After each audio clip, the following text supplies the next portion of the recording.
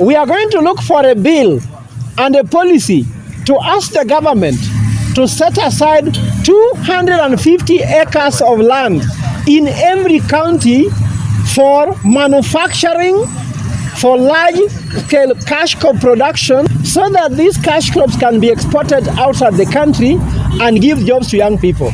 If I give an example, 250,000 acres of land, if you give two people to take care of 2 acres each, you will have created 500,000 jobs in Nakuru. I've gone to India. Some Indians are having more problems than us. Then they come here, then tomorrow they become our bosses. The problem is not the Indian. The problem is us. Why don't we take control of our economy so that we can produce for our people? So, Mr. President, as you sit in China, don't negotiate how to import things from China to the country. Negotiate how to export things to China. I'm asking the president, please withdraw that funding model because it cannot work. It has never worked anywhere. We don't want to be used as experiments. University was meant for equal education. So when someone is given band 1, somebody is band 2, someone is band 3, someone is band 4. Are you graduating as band 1, band 2, band 3, band 4? So that model cannot work because of corruption, which is there. Some of us were buying checks for bursary. By paying money, you pay money to get a check. Thirdly, it is making education to become for the rich, not for the poor. When you do not educate the poor, for me, I was one of the poorest boys in Siaya. It's education that made me where I am now. If there's anybody who has been abducted in Nakuru, please free them.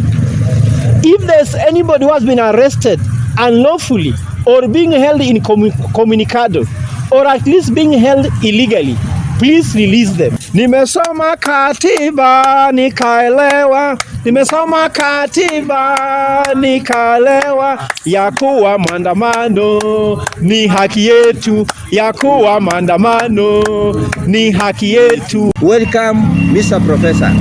Yes, thank you very much. Comrades, power. Power. Comrades, power. Power. Viva, comrades. Viva. Viva, comrades, viva. Viva. I want to take this chance, first of all, to thank the leadership of Bunge la Wananchi, Nakuru County, because I believe that I've gone to so many bunges, I've never seen where leadership is this good. And I want to encourage you to continue being the voice of people. When we say Bunge la Wananchi, you must have Wananchi at the center of your heart. Na nimeona leo muko na Wananchi. Uwezi kuwa bunge la wananchi kama uko na wananchi, ama sio? Comrades power. Power. Comrades power. Power. So mimi nataka kusema the following, na utakubali niongee tu kwa Kimombo so that we can have it very clear. Unajua sisi Kiswahili sio mdomo yetu, ama namna gani? Nitachanganya kidogo, lakini nitakuwa naingia sana kwa Kiswahili, kwa Kiingereza. The first message I have for the people of Nakuru is that when you hear about the student education funding model, teachers going to strike. Teachers started going to strike before I was born. Teachers started going to strike before I was born. Doctors started going to strike before I was born. So the strike is not the solution. They use political vehicles which are not working, like Kupet and Nat. They are compromised because of politics. Then they take a position ambayo sio ya walimu. Me, I want to say that the problem we have in Kenya is not political. The problem is what? Economic. You can talk about the teacher strike, doctor strike, university students strike because of the funding model. You can also talk about the unemployment. You can talk about the debt.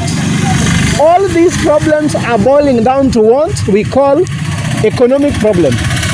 And this economic problem has not been solved by the president. Forming a broad-based government is not an economic solution. The problem is economic. We have been given a drug which is political medicine. The political medicine has just made people to keep quiet, but there is no peace because no one can have peace when children cannot go to school. No one can have peace when they cannot have medical care.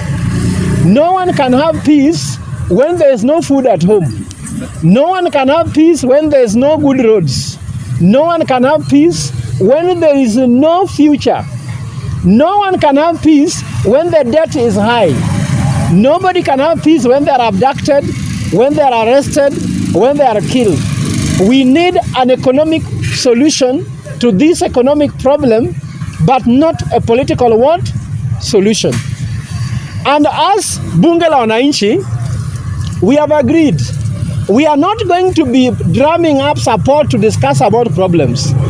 We want to be what? The solution. Is it not? Yeah. Problems, everyone can tell. But offering solution is what we want. So we are going to adopt an economic model, which is based on this book called Solomonic Economics. We are going to present this economic model to all the People's Assembly across the country. I am happy to begin with Nakuru, where today I'm going to be a member of Nakuru Bunge la Wananchi. Yeah. And I want Nakuru to start championing the economic model which will solve our problem. And I want to just highlight what this model is. This model, we call it Commercial Communal Enterprise. CCE. Commercial Communal Enterprise. This is an enterprise that should offer jobs to people in Nakuru County, but all the counties in Kenya. How does it work? We are going to look for a bill and a policy to ask the government to set aside 250 acres of land in every county for manufacturing, for large-scale cash crop production, for example, avocado production, so that these cash crops can be exported outside the country and give jobs to young people. If I give an example, 250,000 acres of land, if you give two people to take care of 2 acres each, you will have created 500,000 jobs in Nakuru. Avocados can be sold outside the country. So we also want to put this in the education system, that as soon as you finish Form 4, you are given 2 years of internship in the commercial, communal enterprises to work to earn 30,000 shillings a month. That one, in terms of taxes only, you'll be paying around 10,000 shillings, 10,000 shillings to the government in terms of taxes. You remain with the rest for your own upkeep. That one will create 60 billion shillings in terms of revenue in Nakuru County only. In the 47 counties in a year, that one is 2.87 trillion Kenya shillings. That one will lower the taxes down, will pay the debt that we have in the country, will create jobs for our people, will put our land into use to avoid foreigners coming to take our land, which they call idle land. We are losing land to foreigners. We are not saying a foreigner cannot buy land, but why should someone come from, I don't know, India, buy land in your country and then turn you into a tenant? Kenyans, if you are not very careful, we are soon going to be tenants in our land. We shall be renting, and you are lucky if you are a tenant. You might even be a squatter. Why are we going to become squatters? We are not using what we have. A country's most valuable resource are two: land and people. Can we get our people work in our land to produce?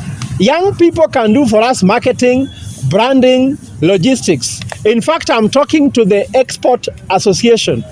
Kisumu Airport should also ship things directly from Kisumu to UAE, to the Middle East, to the US. Eldoret Airport has been put as a city. Eldoret cannot be a city if there is no international travel. There is no international plane flying from Eldoret outside the country. I'm asking Mr. President to complete the 500-meter runway in Eldoret so that we can take our food crops to Eldoret and fly them to UAE. We cannot be hungry, yet we have land. A foreigner who is hungry in their country, I've gone to India. Some Indians are having more problems than us. Then they come here, then tomorrow they become our bosses. The problem is not the Indian. The problem is us. Why don't we take control of our economy so that we can produce for our people and grow food for them? So I'm asking Bunge la Wananchi, I will come back again for a big caucus here on 22nd of this month, where everyone throughout the country will come here from Bunge la Wananchi in a caucus. We want to sell the model to the people of Kenya. We are going to come with materials which are writing how it works. Let Kenyans read. Kenyans will understand. Then after Kenyans have agreed on it, all Bunge la Wananchi throughout the country will pass that model. Then we present it officially to the president and tell the president, we have a solution to the problem and this is the solution. If you cannot implement, then go home. Because we do not want to say all times we are saying problem. We are the solution. We shall present the solution. If you cannot give us the solution which we know can work for us, then we shall say, now you must go home, so that people can take over. Because we are tired of crying all the time. You can have all these CBAs, but there is no money. Education system must produce. It will become mandatory that after Form 4, you must work for 2 years in a communal enterprise, earning 30,000 shillings a month. All our children who end at Form 4 and go nowhere, all our girls who get pregnant too early after Form 4, they must work there. When you empower these young women, you reduce what they call the domestic violence we have in the country.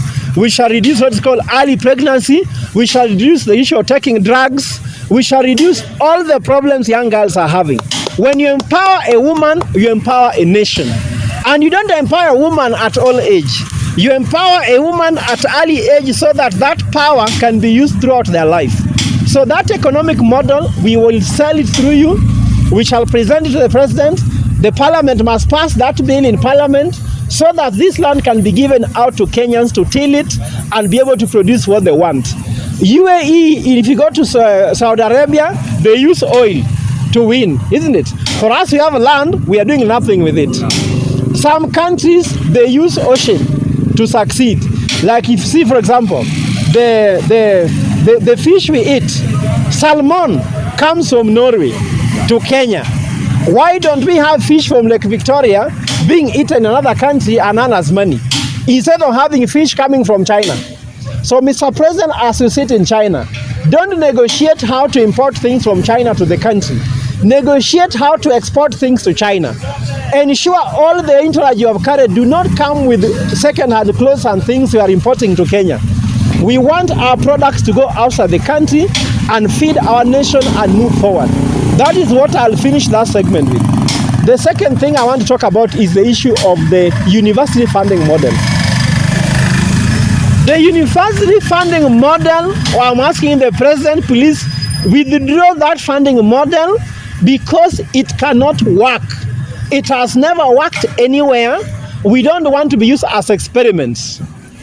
University was meant for equal education. So when someone is given band 1, somebody is band 2, someone is band 3, someone is band 4. Are you graduating as band 1, band 2, band 3, band 4?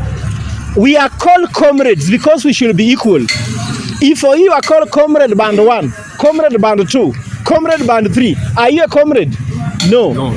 University should be equal for everybody. The second thing is that the model being used to score those bands are wrong.